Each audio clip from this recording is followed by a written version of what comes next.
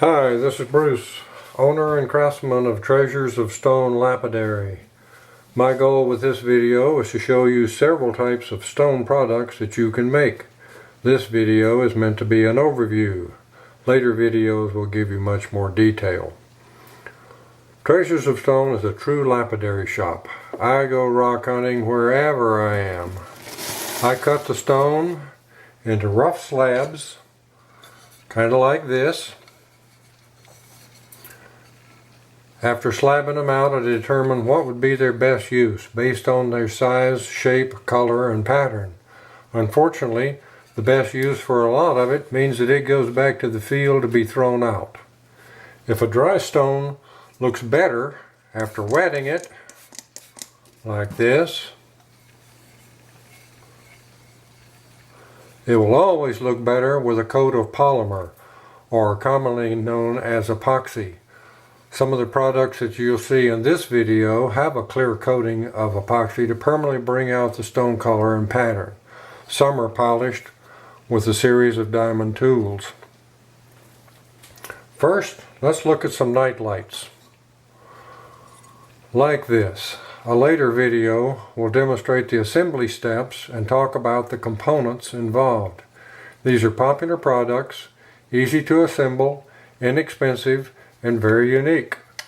They are quite beautiful in the daytime and when backlighted at night. This one has nice long plumes, and it's set in a quartz that is almost transparent. Here is another one, another example. You'll notice the nice green string in that. Looked kind of like a volcano to me. Turned out to be a very nice nightlight. The next product I want to show you is an oil lamp. They consist of a shallow container suitable to hold the lamp oil. I use votive candle cups or spray painted custard cups like this. I buy the little 2-inch fiberglass wicks online. Being fiberglass means they don't burn up like the cotton wicks do. The smaller slabs that you have will work very well and are glued to the cup after drilling it with a diamond bit like this. You use a small funnel to put your favorite oil in there and then drop in the wick.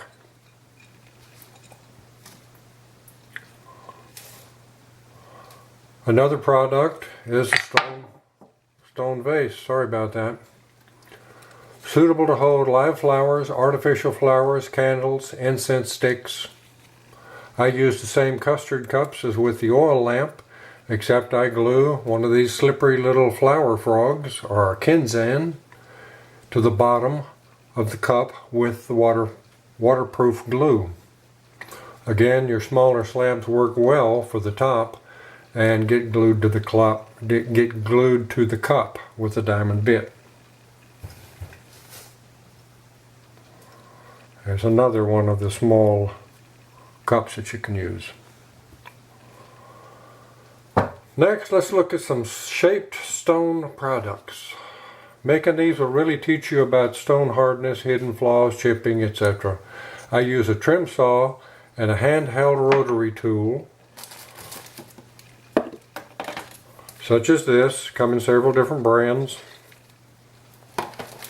And I use diamond bits like these. These are relatively inexpensive. And as long as you take care of them by using plenty of water or some oil product, they last very, very well. I've been using petrified palm wood, the official state stone of Texas, to create these shapes for a variety of products, like pins and pendants. There's one of the pins. There's a hat pin. Just glue the little stick pin to it. These are popular little keychains.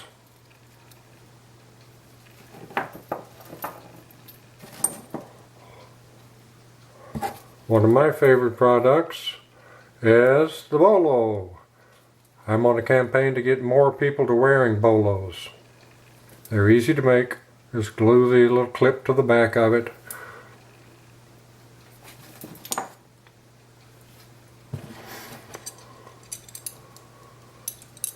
Next thing I want to look at is the cabochon. It's a French word,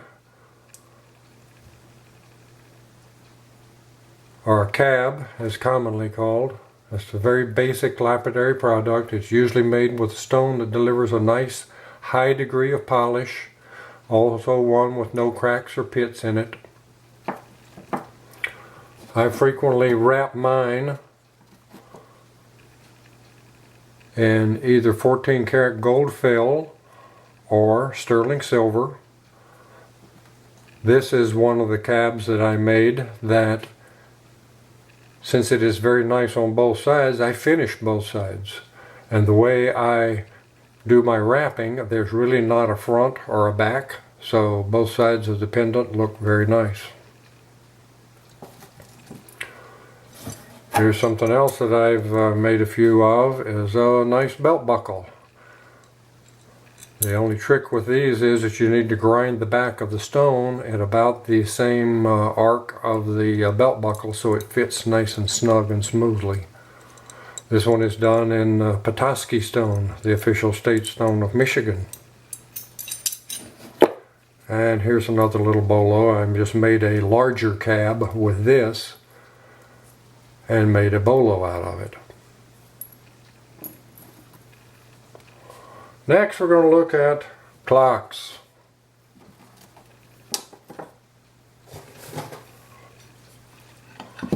This is my favorite product. It consists of a nicely shaped slab with an attractive pattern, like this one. This piece of stone came out of Michigan. It's called jasperite. It's a mixture of jasper and hematite. And you can see again what a difference it makes when you put the water on it or when you permanently seal it. How nice the color comes out in this. And the trick in picking out a stone is to have one that the stone color and pattern doesn't hide the numbers that's on the face of the clock, especially the hands. Now the hands that you typically buy come as either gold or black. I frequently paint mine some complementary color so there's enough contrast so they're visible from across the room. The numbers are always gold, and you can easily paint them also. Okay, clocks use a little quartz motor like this. Several of the shaft lengths are available depending upon the thickness of the stone that you're using.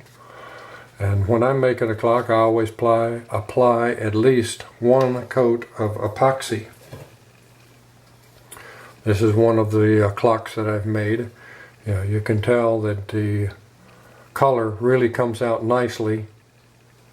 The hands and the numbers were painted in a silver spray paint, so you get some nice contrast with that. Another example is a nice desk clock. This is my favorite desk clock. The stone is a wild horse jasper. It came from the OYG wilderness area of Oregon, Nevada, Idaho. Notice the nice contrast with the painted hands again. You've got some quality touches. You can do things like add a nice little stone brace out of the same kind of stone. And you can add nice pads to the back so you don't scratch up your desk. Okay, I had fun making the video. I trust we've met our goal of reviewing some of the products that you can make. It's not difficult, but it does require some patience and some tools with diamonds to wear away and polish the stone.